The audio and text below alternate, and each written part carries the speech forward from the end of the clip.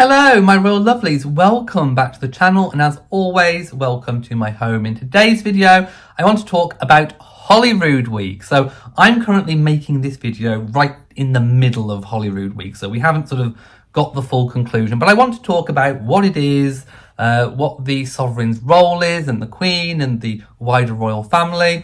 So without further ado, let's get stuck into it. You may have heard of Holyrood Week, or otherwise known as Royal Week.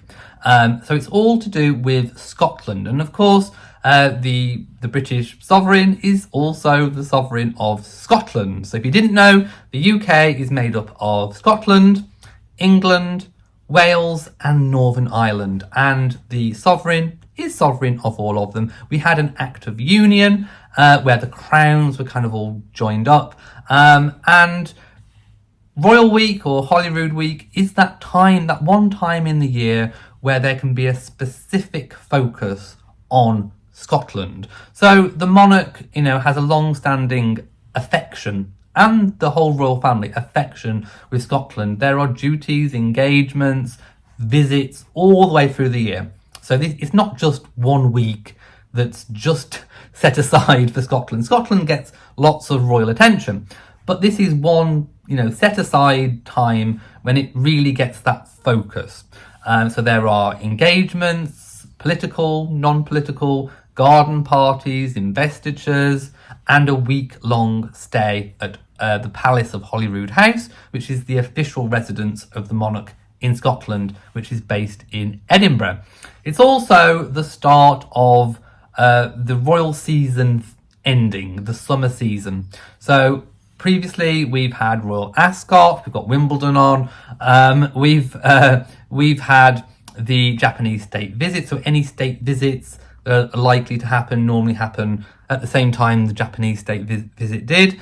And we've had Trooping the Colour. So all these big summer set piece events, all of the garden parties have already happened, apart from the one that's going to be up at the Palace of Holyrood House in Scotland during Royal Week. So it's the winding down. It's the start of the end of the summer season. And I always liken the royal year. There's set piece events throughout the whole year. And really, it's kind of the same as school. If anyone's ever worked in a school, you always feel that the year starts in September. Very much the same cycle with the royal family. The royal year starts in September, not January. And I've worked in a school previously for 10 years in a special educational needs setting, and I always got really confused because everyone's like, oh, New Year is January. Well, yes, it is a new year in January, but September always felt like the start of the actual year. Same thing for the royal family. So we are now seeing this is the start of the winding down. So I'm going to read from the official royal family website, and we'll stop and talk about it. So each year the monarch spends a week visiting various regions in Scotland, meeting Scots from all walks of life and hosting thousands at the Palace of Holyrood House in recognition of their good work. It's known in Scotland as Royal Week, and to others as Holyrood Week. So the two are interchangeable. You can use whatever you want. These visits celebrate Scottish culture, achievement and community. Holyrood Week normally takes place from the end of June to the beginning of July. So what happens? There are some set piece events that happen, and I'm going to talk you through them now. So Holyrood Week always begins on the forecourt of Holyrood Palace with the ceremony of the keys. You may have heard this before. You may have also seen footage of Queen Elizabeth II taking part in this, and she was always there taking part. The king, or the sovereign, is welcomed to the city of Edinburgh, your ancient and hereditary kingdom of Scotland, by the Lord Provost, who offers him the keys to the city. So it's very ceremonial. There is an investiture during the week held in the Great Gallery at the Palace of Holyrood House, which is located at the end of the Royal Mile in the centre of Edinburgh. The investiture recognises Scottish residents who have made a significant contribution to their society. So it's very important to be that font of honour, and just to welcome people in. I mean, just being at a garden party, being in the presence of royalty, I'm sure gives those invited a bit of a boost and shows them that someone cares. A garden party is held where the king welcomes around 8,000 people from all walks of Scottish life. Can you imagine 8,000 people in your garden? To spend a relaxed afternoon with him in the beautiful grounds of the palace. The king and queen proceed down avenues speaking to a selection of guests. The party is accompanied by music from regimental bands and the Royal Scottish Pipers Society. I love bagpipes. Let me know in the comment section, are you a fan of bagpipes? Some people hate them, some people love them. I love them. Let's not forget that Queen Elizabeth II had a piper outside her bedroom window every morning waking her up, and it is said that the king still carries on that tradition today. I love it when we see banquets and the pipers come in and walk around the table. I am a bagpipe sort of person. So these avenues and the grand circle where the king and queen reconvene are created by the Royal Company of Archers, who are the king's official bodyguards in Scotland since 1822. The company have been available for duty to the sovereign anywhere in Scotland. Holyrood Week may also sometimes include the Thistle service at St Giles Cathedral.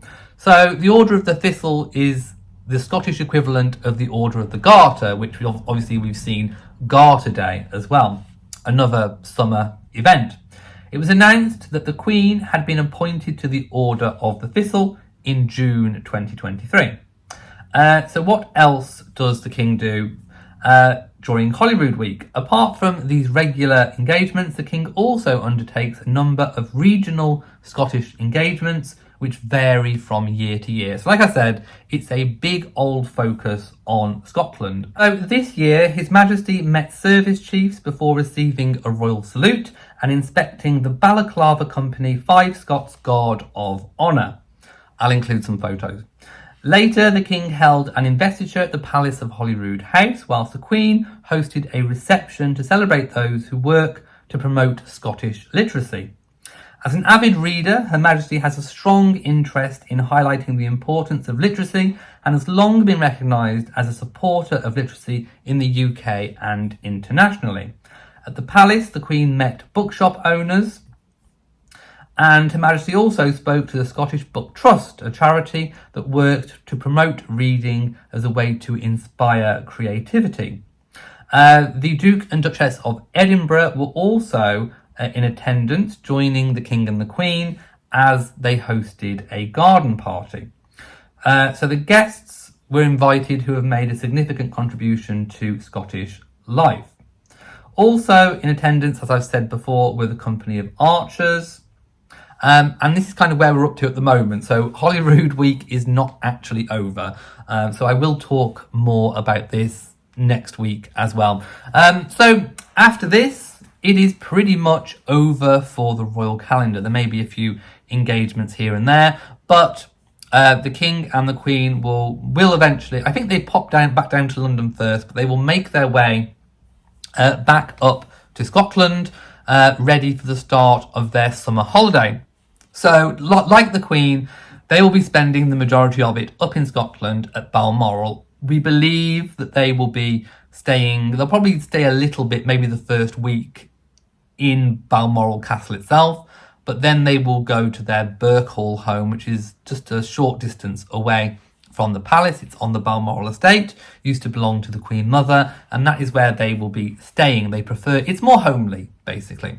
And then the rest of the royal family will likely stay in residences and in Balmoral Castle itself over the summer holidays. And I think this is going to be a time for the royal family to rest and recuperate like no other time before, because you know the Waleses, they need that rest and recuperation. The King himself, it'll be a good chunk of time to have without having to do anything. We'll also see the Braemar Games, so we will see them at the Braemar Games, and we'll also see who's coming and going from church, from Craffy Kirk Church, so we'll be able to know who's up at Balmoral. So I will bring you all that news as and when it happens. Right, I hope we're a little bit more clear now on what Holyrood or Royal Week means.